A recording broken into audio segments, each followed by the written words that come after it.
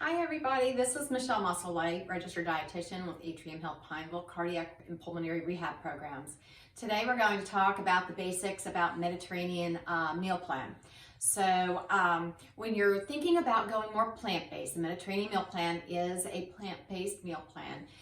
Think about what you're currently doing. So if you're eating a lot of starch, or you're eating a lot of meats, or eating a lot of fried foods, this is an opportunity to be thinking about some of those things that you're currently doing as I'm talking about what the Mediterranean meal plan is. Sometimes just a couple of small, simple changes can make what you're doing a little bit more Mediterranean. It's not that you have to go and buy brand new cookbooks or change everything that you're doing. Sometimes it just, again, takes making some small, simple changes. So we'll talk about some of those things in the next couple of minutes and everything.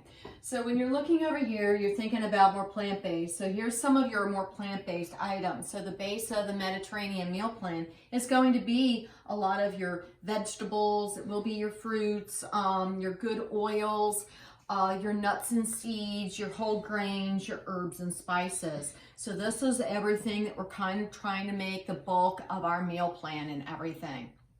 A couple things to keep in mind when you're thinking about the vegetables. Try and go with the low starch vegetables.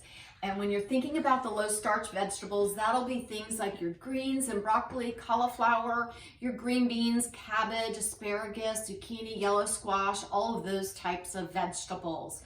A lot of your, basic salad type vegetables that you'll see right here. That's what you're looking for. When you're thinking about like potatoes and sweet potatoes, corn, green peas, these are more starchy, so you can still eat these. These are still going to be good products to eat and consume. Just make sure that you're keeping that to about a quarter of your plate as far as your carbohydrate. And when you're thinking about your vegetables, you can still do canned vegetables, but make sure that you're choosing items that are much lower in salt or no added salt, and that you drain and rinse them. You'll remove about 50% of that salt.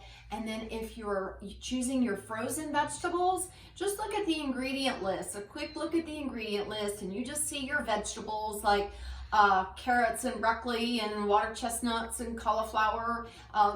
Those are good vegetables, and that's all you see. You don't see the word salt, you don't see sodium.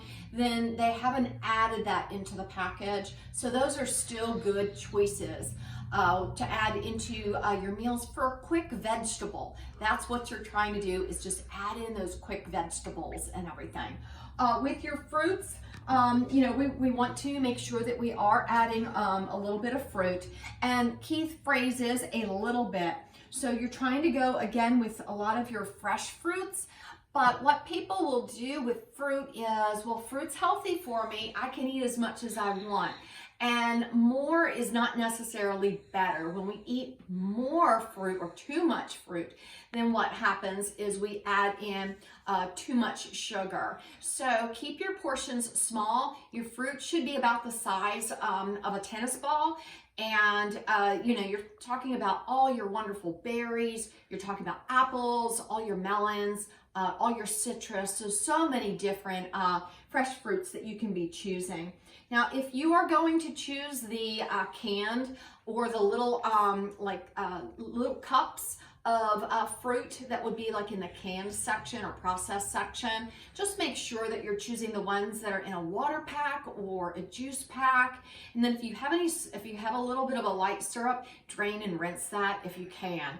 But try and go with your fresh. Frozen is great when you're trying to choose fruit out of season. You'll save a little bit on your budget. And just like I was saying with those vegetables, make sure you give your ingredient list a quick look, and you just want to see where it's just berries. So you want to see strawberries, blackberries, blueberries, all those different types of berries, and then period. You don't want to see any syrup or sugar words. So keep that in mind when you're looking at your ingredient list. A couple other things that you're going to see on the Mediterranean meal plan will be, of course, those beans, peas, and lentils. So again, we're talking about our pintos, our white beans, our black beans, our navy beans, the cannellini beans, the black-eyed peas, Crowder peas, your garbanzo beans or hummus, all your different colored lentils. This is a great place to get in some plant-based protein. And you can choose the fresh, you can choose the frozen, you can choose the dried, and you can choose the canned. The canned beans are going to make a great addition to some of your different dishes. You can throw them on salads and your soups.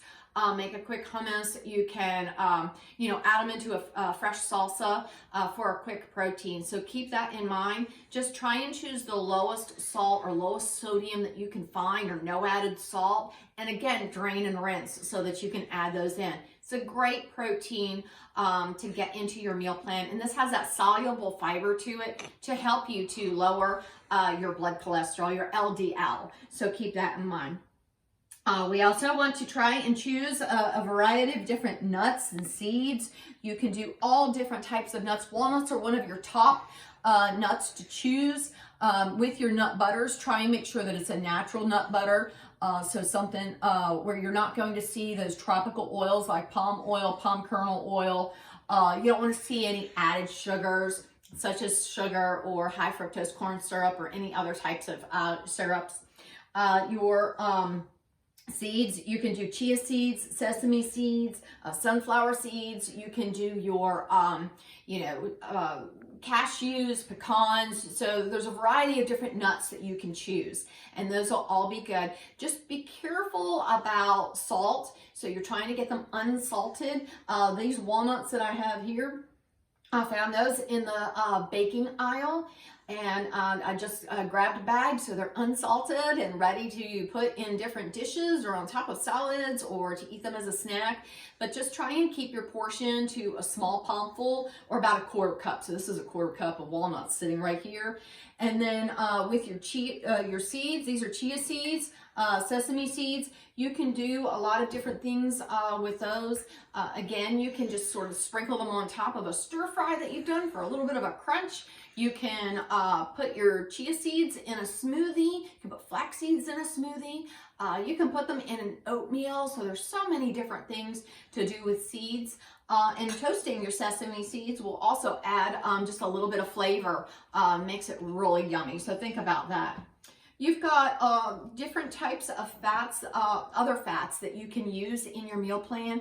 You've got your olive oil, you've got avocado oil, you've got avocados. So, think about adding some of those into your meal plan. With avocados, you can use these as a substitution for some of the fat in some of your dishes. You will also be able to put them in a smoothie. You can chop them up and put them in a salad. You can slice them up and put them on your sandwich. So there's so many different things to do with avocados. So try and think about using these in a variety of different ways. If the only way you've ever had avocados is as guacamole, you need to try the avocado in different ways. They're awesome.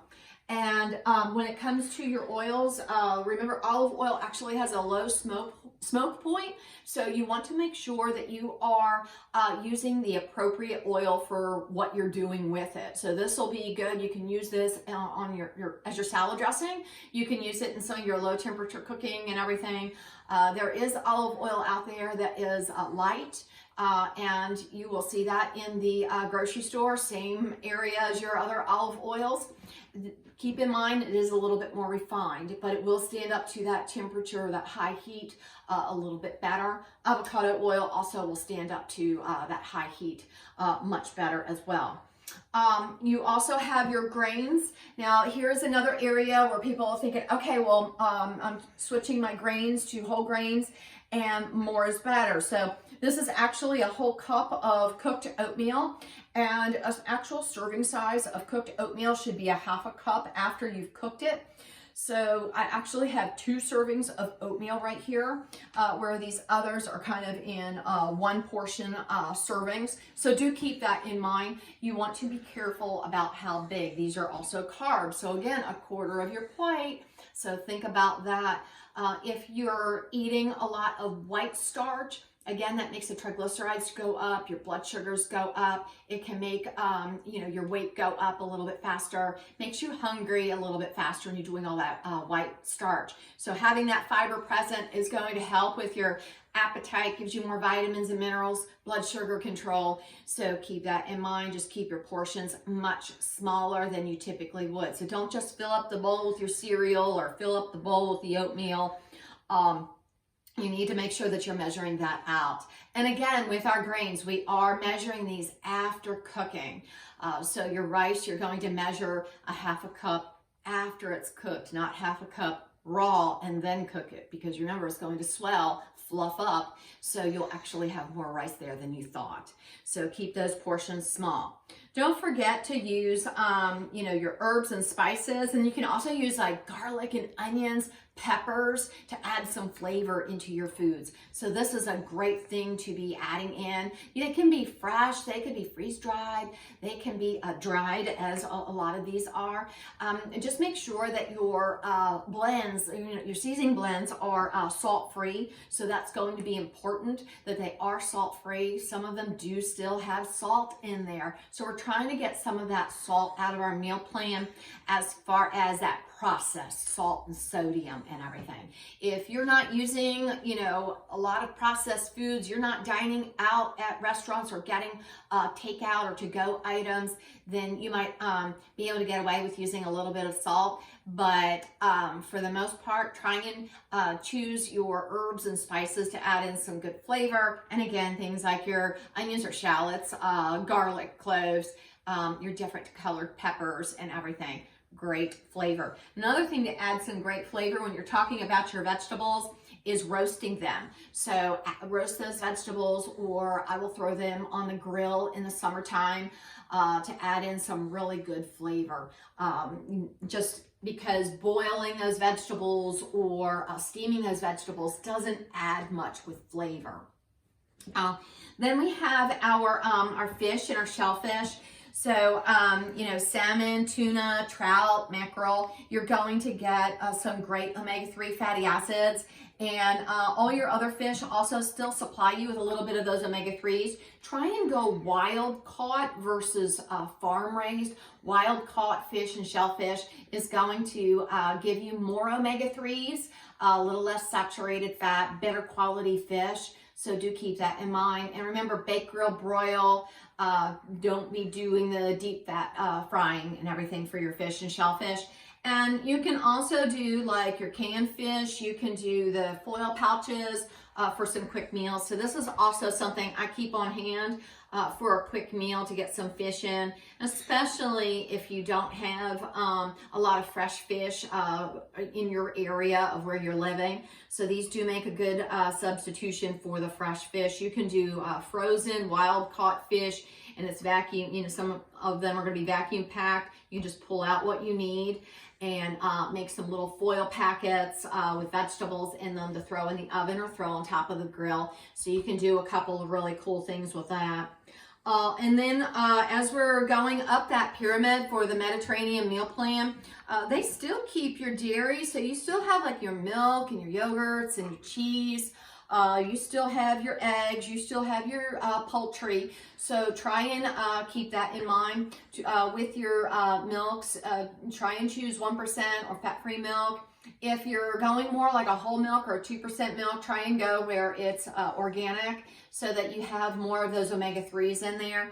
And when you're looking at your cheeses, remember a serving of cheese is going to be about the size of a domino. And a Swiss cheese is naturally lower salt, so keep that in mind. So we're not trying to cover the entire dish in a lot of cheese. So think about portion amounts. Like, well, I'm not going to give up my cheese. Take half of that cheese off of the dish that you're making, or if you're having a sandwich, try and choose a little bit less for that sandwich. And then eggs, again, the egg white is just protein, so You can use that daily if you want to. The yolk is where you're going to find the vitamins, the minerals, but also the cholesterol. And you can have up to 4 eggs in a week, but if you're trying to watch your LDL, you have an elevated bad cholesterol, I would keep it to no more than 2 to 3 egg yolks in a week's time. So, add vegetables into your omelets or frittatas, or I like to just scramble up my egg with some vegetables for a quick, meal. And that's a fast way to use some leftover vegetables and add some flavor if you're just using the egg whites as well. With your poultry, again, take off that skin. If you're already using the skinless, that is awesome, but also make sure you're trimming off any attached yellow fat. So the attached yellow fat and the skin are going to be saturated fat. And then, believe it or not, you still find red meat or beef, pork, lamb on the Mediterranean meal plan. So you can still have these in your meals, but we want to be careful about the quality. So if you can go grass-fed, that would be better, a better choice. Make sure you have very little marbling. No, it does not all cook out. And then make sure that you're trimming the fat that might be along the outside of your meats. So that will be important to make sure that you're doing that trimming. And when you're talking about fish, you can keep this in your meal plan about 2 to 3 times a week. And then when you're talking about your chicken, you can do that several times a week. And then when you're talking about your beef, pork, just think about, well, how often am I eating it now? If you're like using your red meats like daily or like most days of the week, see if you can get it down to about 2 to 3 times a week, then maybe 1 to 2 times in the week. The true Mediterranean meal plan only does red meat maybe 1 to 2 times in the month or every other week. So keep that in mind. You will see the very tip of the Mediterranean meal plan does have sweets on there. So think about, your candies and your sugary beverages and your cookies and cakes and pies and everything. So they do have some sweet, but for the most part, they're using their fruit as their sweet. So try and decrease the amount, maybe not have sweets on a daily basis. Keep it to 1 to 2 times in the week or even less than that, especially if you have diabetes or you're trying to lose weight or you're trying to bring down your triglyceride level. With your sugary beverages, again, this is just a quick way to drink all of your calories. So you're trying to switch that out with some water. So a couple things you can do is if you're drinking, some of these in a day, can you get down to 1? If you're pouring it out of a 2-liter bottle, well, instead of doing the big glass, could you bring it down to the smaller glass? So think about your portion size as you're trying to bring it out of your meal plan. Can you decrease the frequency? Can you decrease how much you're consuming at one time? So keep that in mind. And then make sure that you are drinking your water. Again, those of you that are on a fluid restriction, you do need to follow your doctor's instructions regarding how much to consume liquid-wise. But you want to make sure that you have your water. And this is going to just keep you well hydrated as we are heading into warmer months. That's important to make that conscious effort to drink our water. By the time we realize we're thirsty, we're already a little bit dehydrated. Now, one other type of beverage that we will see on the Mediterranean meal plan will be wine. So you see red wine on there. Now, that doesn't necessarily mean that you need to drink wine. So a good rule of thumb is if you don't drink, don't starve. But the benefits of the wine are there, and that would be in the first 4 to 5 ounces. But double check to make sure that it's appropriate for you and what's going on with you medically, and make sure that it is safe with any of your medications that you are taking. Very important. All right, so that is the Mediterranean meal plan, just sort of some basics and everything. So I will talk to you again a little bit more about the Mediterranean meal plan at the next session. Bye.